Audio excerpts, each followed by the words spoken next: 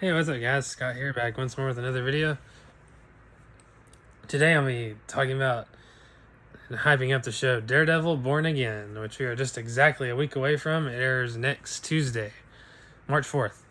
The show's been a long time coming for a lot of fans. It was first announced a few years ago, back at Comic-Con in 2022. That's when they officially announced that they were doing a revival of the old Daredevil Netflix series, and it was going to be called Daredevil Born Again. So the show's been in development for a while now. They had started filming. They filmed quite a bit of what the show was originally going to be, but Kevin Feige came in, who of course is the head over Marvel Studios, and said the show we're making is not good enough for the audience. So he made them start over from scratch, rewrite the scripts, retool the story, a lot of stuff, because he wanted to give the fans, especially the fans of the old Netflix series, the best product possible. So they totally scrapped it, started from scratch, and started refilming, and it's done. They finished filming last year, and now it's set for release next week. Start releasing next week. So I am so excited for this show. I love the original Netflix Daredevil series and all of those shows that made up that Marvel Netflix universe. I love Daredevil, love Jessica Jones, liked Iron Fist, liked Luke Cage. I like all the characters. Love their crossover series, The Defenders. That was really fun to see all these four heroes come together to form like a mini Avengers in their corner of the Marvel universe.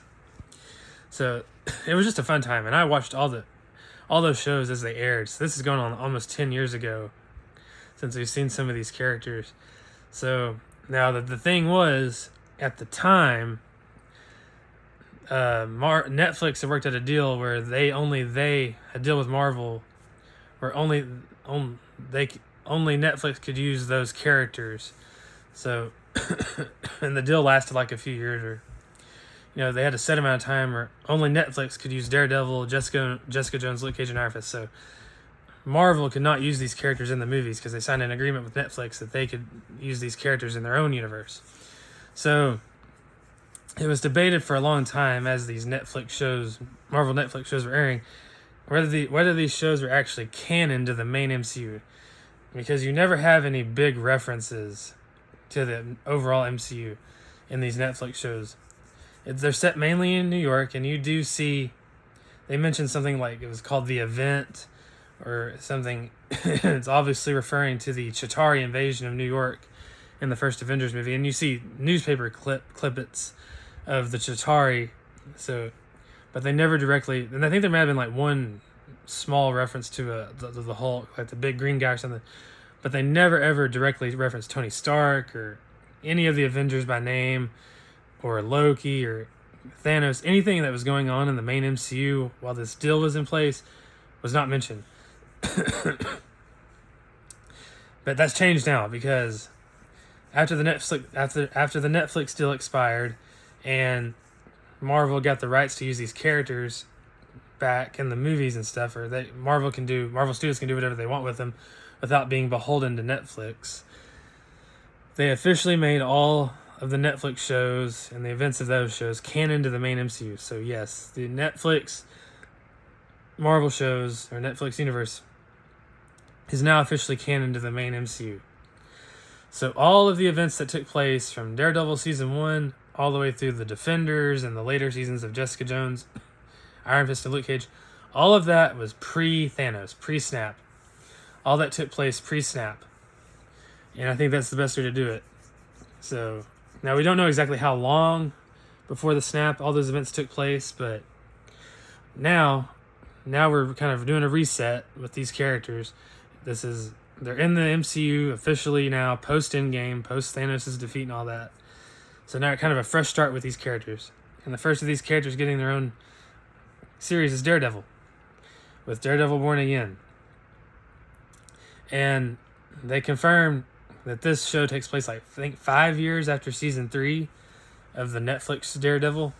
So enough time has passed where these characters get like a clear reset, and they're older now, and like, you know, it's kind of a start of a new adventure for them.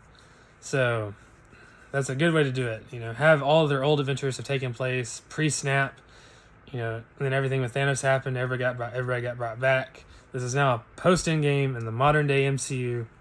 Now let's do these characters in the main MCU. So I like that approach with them. So, first of these is Daredevil Born Again. So all the confirmed returning characters that I've listed, obviously Matt Murdock and Daredevil. Wilson Fisk, Kingpin. Matt Murdock's friends, Daredevil's friends, Foggy Nelson and Karen Page. Frank Castle as the Punisher is confirmed for this series. Benjamin Poindexter, or Bullseye, is confirmed to return in this series. Now, the characters I want to see, at least make a cameo. Jessica Jones, of course, because her and Daredevil are my two favorite characters from that Netflix universe. My two favorite Defenders. I wouldn't mind seeing Echo make a cameo. Maya Lopez, Echo, because she's kind of connected to Kingpin and has fought Daredevil before. I wouldn't mind seeing Misty Knight back. I really liked her character in the Daredevil Netflix series. And two characters from Iron Fist. Danny Rand, who is a member of the Defenders along with Jessica and Matt, or Daredevil. And then his partner, Colleen Wing, who is an amazing character.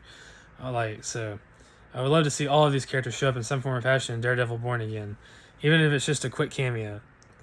And like the fact that they can so seamlessly integrate these characters into the main MCU, you know, with their street level adventures that they had on the Netflix shows, and make it all canon to the main MCU with Thanos and all that, works perfectly. I know another character that's confirmed to appear is the Swordsman. I don't remember his actual name, but he's called the Swordsman. He was in the Hawkeye show.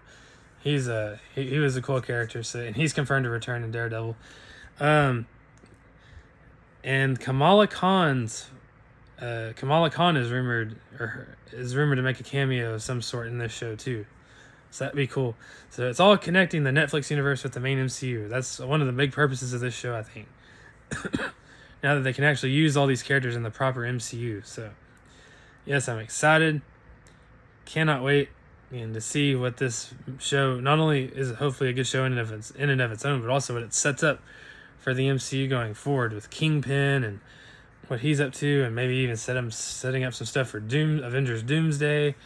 Because when Doctor Doom attacks, he's not going to only go after the main Avengers. He's going to go after everyone he perceives as a threat. And I think Daredevil and the Defenders, they're pretty powerful. So I think Doom would consider them a threat. So, guys, can't wait to see what happens. We're a week out, and I'll definitely do a series review when it's done. But I might even do weekly episode reviews depending on how it goes. Anyway, guys, thank you so much for watching. Stay tuned and peace out.